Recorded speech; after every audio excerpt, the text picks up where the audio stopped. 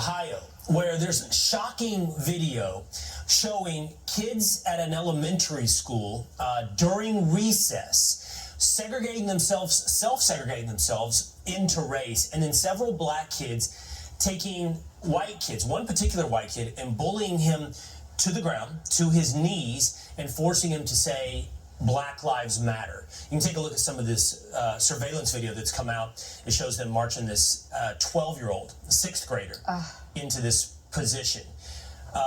It's stunning and yet predictable in a culture that has really encouraged from the top down. And when I say top down, I mean from the highest levels of government and ubiquitous across pop culture down to your local school.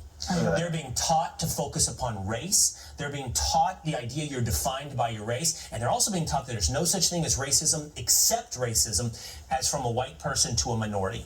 They think racism is a power dynamic and it's impossible for someone, for example, in this situation, black, to be racist. I challenge anyone to look at that and tell me how that's not racist. When you when you look at something like that, 50, 60 years ago, that likely would have been in the other direction, right? It would have been white kids or however long ago. Like, no one's denying that racism has happened in this country. You don't fix past racism with new racism. And that's what this is. Black kids telling a white kid to get on his knees and say Black Lives Matter. But if they're told in classes to segregate separately, or that they're taught, as you said, Will, these concepts of you're privileged or you're a victim, kids play out things on the playground and elsewhere that they're taught by adults who are supposed to be authority figures, and it leads to more racism.